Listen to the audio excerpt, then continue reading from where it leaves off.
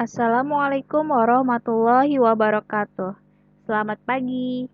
Hari ini kita akan belajar tematik, tema 2, persatuan dalam perbedaan, subtema 2, bekerja sama mencapai tujuan, pembelajaran 3. Nah, untuk hari ini kita akan belajar tentang peristiwa puputan di Bali. Apa itu?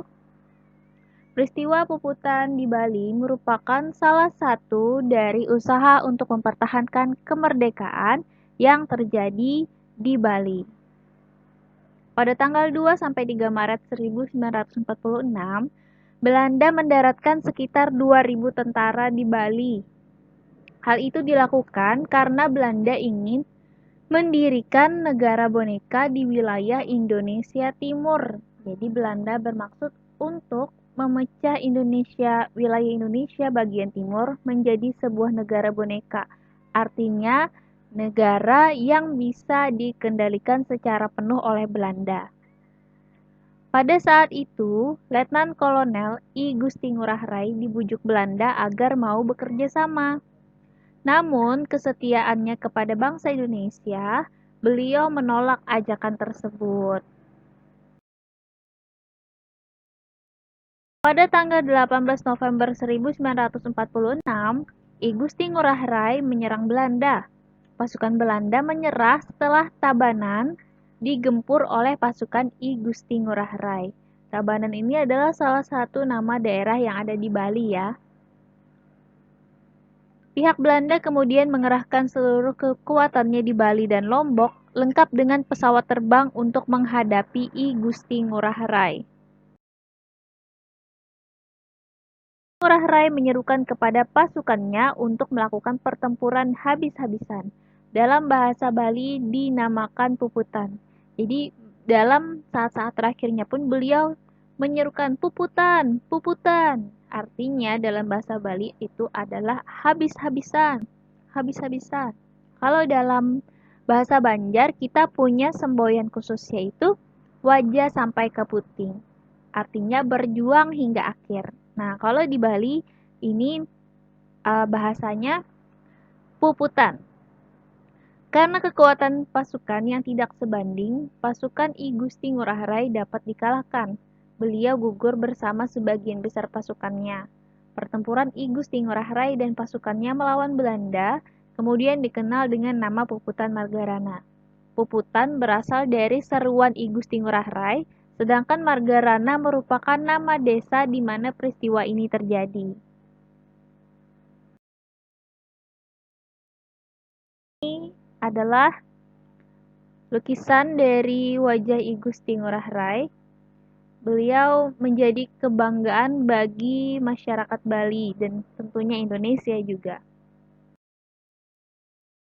Hingga wajah beliau ini diabadikan dalam uang 50.000. Nah, ini adalah tokoh I Gusti Ngurah Rai. Kemudian di Bali juga terdapat monumen patung dan nama beliau juga diabadikan ke dalam Bandara Internasional I Gusti Ngurah Rai yang berada di Bali. Nah, Ibu terakhir ke sini sekitar tahun 2015.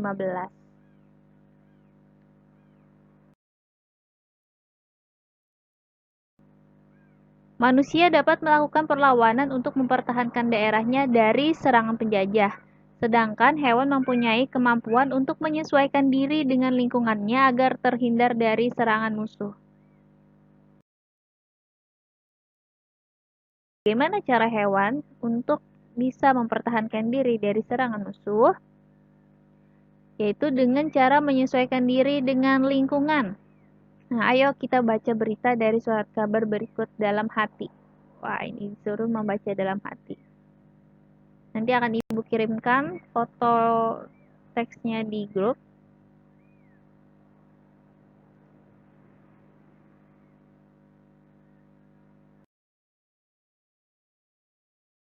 Hiena mempunyai strata sosial lebih tinggi dari jenis lainnya dan dapat mempertahankan wilayahnya dengan cara memanggil rekan mereka. Hiena akan mengusir hewan lain yang masuk ke wilayahnya dengan cara bergerombol. Jadi dia tidak menyerangnya pinter ya, jadi tidak secara individu tapi secara bersama-sama. Hewan ini dapat menghitung jumlah penyusup di wilayahnya dan memperkirakan beberapa rekan yang harus hadir untuk mengusirnya. Pintar sekali nih hiena. Kamu sudah mengetahui bagaimana hiena mempertahankan diri.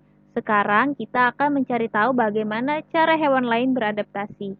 Ada 4 cara yang bisa kita ketahui.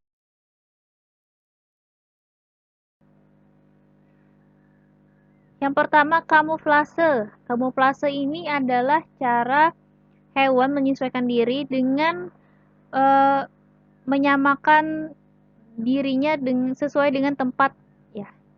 Jadi dia menyamar, misalnya belalang daun dan belalang sembah.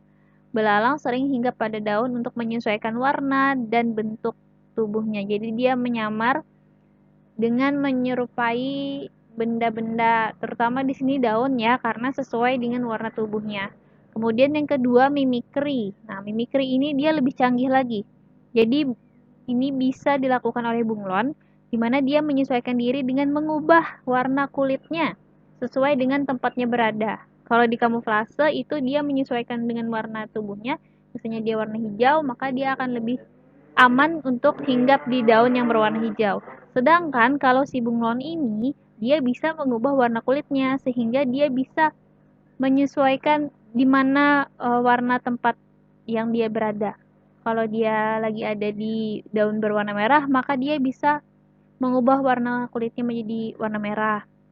Kalau dia hinggap di warna hijau, juga bisa berubah menjadi warna hijau. Nah, misalnya ketika bunglon berada di batang kayu, warna kulitnya berubah jadi dari hijau menjadi kecoklatan dan kehitaman atau sebaliknya. Perubahan warna ini membuat bunglon mampu membaur dengan lingkungannya. Selanjutnya, autotomi yaitu melepas bagian tubuh. Nah, di sini bisa kita lihat contohnya itu pada cecak. Untuk melindungi dirinya, cecak dan kadal melepaskan ekornya. Nah, cara ini disebut dengan autotomi. Ekor yang telah putus akan tumbuh lagi seperti semula. Kemudian yang terakhir yaitu adalah menggulungkan diri. Nah, ini terjadi di sini contohnya pada terenggiling. Terenggiling melakukan penyesuaian diri dengan menggulungkan tubuhnya membentuk spiral. Cara ini dilakukan untuk melindungi diri dari serangan musuh. Contoh hewan lain yang menggulung diri adalah lipan. Kemudian ada juga landak mini. Nah, mereka menggulung dirinya sehingga permukaan tubuhnya yang lebih keras itu menutupi bagian tubuhnya yang lebih rentan untuk diserang.